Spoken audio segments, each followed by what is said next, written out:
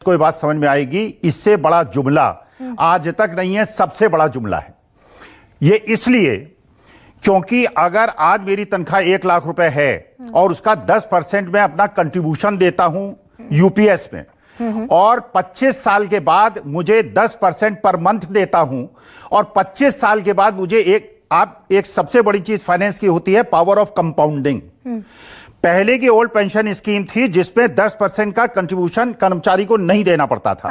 अगर आज 25 साल तक मैं 10% का अपना बेसिक का कंट्रीब्यूशन देता रहूंगा, ये 18.5% का एक जुमला है। केंद्र सरकार को 1 रुपए नहीं देना पड़ेगा क्योंकि सारा का सारा जो 10% पर मंथ का कंट्रीब्यूशन मैं अगले 40 साल तक करूंगा और उसके बाद जो सरकार बेसिक का 50% मुझे देगी, सरकार केवल लूटेगी और कर्मचारियों को जब बात पता चलेगी ये केवल एक लूट है और इतना बड़ा धोखा। और मुझे यह आश्चर्य हो रहा है, अगर वित्त सचिव को लगता है बहुत अच्छी स्कीम है, यूपीएस खुद अडॉप्ट कर लें, वो ओल्ड पेंशन स्कीम ना लें। और एक चीज गरिमा जी और समझ लीजिए, हिंदुस्तान के अंदर पिछले 10 साल के अंदर जो करप्शन बढ़ा है, उस करप्शन का मेन कारण यह है कि सरकारी अधिकारी ये समझते हैं कि पेंशन की सुविधा उनको नहीं मिलेगी और सामान्य जनता को घूस के माध्यम से लूट रहे हैं। ये एक प्रकार से, जो प्रोफेसर अखिल स्वामी जो आप लूट कह रहे हैं जिसको, क्या ये वो लूट है जो मेरी समझ में आया कि भाई 25 साल जिसने सर्विस पूरी कर ली उसको तो 10% कंट्रीब्यूशन का 50% पेंशन मिल गया, जिसने 25 साल से कम और 10 साल से ज्यादा सर्विस की वो 10% कंट्रीब्यूशन तो देगा लेकिन मिलेगा मात्र 10,000। यही कंसर्न है क्या? गरिमा जी एक और चीज समझ लीजिए, ये तो भगवान की कृपा है कि ये सरकार कुछ दिन की है और ये चली जाएगी।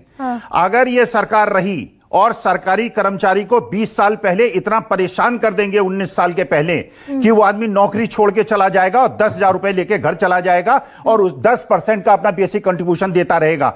ये सरकार केवल, ये अगर समझते हैं कि यूपीएस होना चाहिए तो मेंबर ऑफ पार्लियामेंट्स के लिए और एमएलएस के लिए यूपीएस क्यों नहीं होता है? वहां पे तो 5-5, 6-6 पेंशन लेंगे, 14 लाख करोड़ के पूंजीपतियों के ऋण माफ करेंगे और सरकारी कर्मचारियों के लिए इतना ये बताया जा रहा है कि सरकारी कर्मचारी, अरे सरकारी कर्मचारी ही हैं आज जो मार्केट के अंदर परचेजिंग कर रहे हैं, क्योंकि जो सामान्य जनता है, जो हम जैसे लोग हैं, इनका पैसा ही नहीं है खरीदने के लिए। और ये बेवकूफ बनाया गया है। यूपीएस केवल धोखाधड़ी की स्कीम है और ये कल तक समझ में आ जाएगा। आप देखिएगा, अगर इन्होंने चुनाव के पहले ये स्कीम ला दी होती, 240 नहीं, इनको 40 सीटें मिली होती। अभी लोगों को समझ में नहीं आया है, खड़गे साहब को बात समझ में नहीं आई है।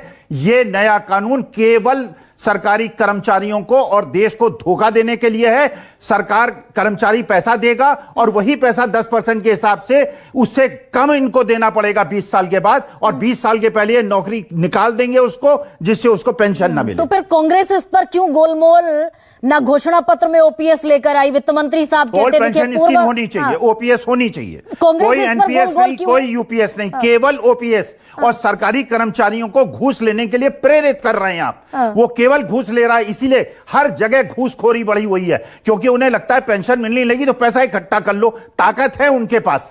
अरे उनको अगर आप एक एश्योरेंस देते हैं एक ईमानदार कर्मचारी को कि तुम्हें नौकरी के बाद पेंशन मिलेगी, वो बेईमानी शायद कम करे अगर उसे पता चलेगा कि उसको नहीं। और ये शेयर मार्केट उन्होंने बढ़ाया है, लेकिन प्रोफेसर पेंशन स्कीम में इन्होंने शेयर मार्केट को बढ़ाया है और एनपीएस को बंद करके, क्योंकि अप्रैल से इसलिए लागू कर रहे हैं तब तक सरकार चली जाएगी और जिस दिन एनपीएस खत्म होगा उस दिन मार्केट 40% क्रैश करेगा और तब कहेंगे देखिए हमारी सरकार चली गई इसलिए शेयर मार्केट क्रैश कर गया।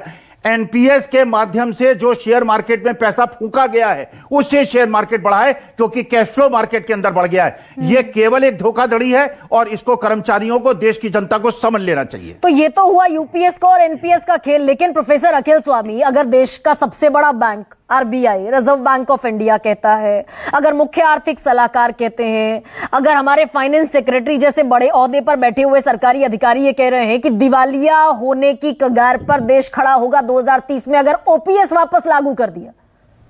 राज्य सरकारें ये लोक लुभावन वादा कर देती है, कर्जे में डूबी हुई है। जब इनको गरीबों को देने की पैसी बात आती है, जब किसानों को एमएसपी की गारंटी देने की बात आती है, इन अर्थशास्त्रियों को अर्थशास्त्र समझ में आता है।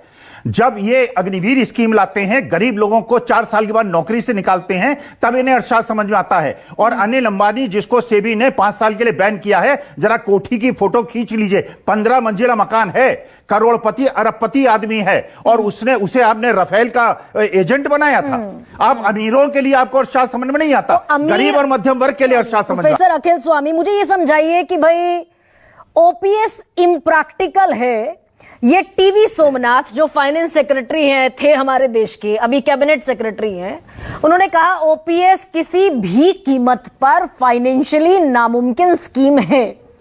अब यूपीएस में मेरी समझ में ये आ रहा है कि भाई 6,280 करोड़ का फाइनेंशियली एक एनुअली बजट है ये, और सरकार ने अपना अंशदान बढ़ाकर 14% से कर दिया 18.5%, जिसमें नाम मात्र को गुंजाइश नहीं थी।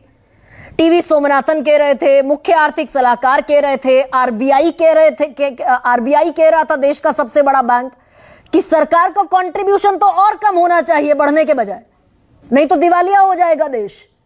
तो ये जो 18% कर दिया, 18.5%, ये इलेक्टोरली एक निर्णय है, ये एक इंटेलिजेंट निर्णय है, ये है क्या प्रोफेसर अखिल स्वामी? देखिए गरिमा जी, मुझे ये लगता है कि पिछले 10 साल का सबसे बड़ा जुमला है ये यूपीएस, और ये इतना बड़ा धोखा है। अभी शायद खड़गे उनको अभी पता नहीं है, उनको अच्छी राय नहीं मिली है।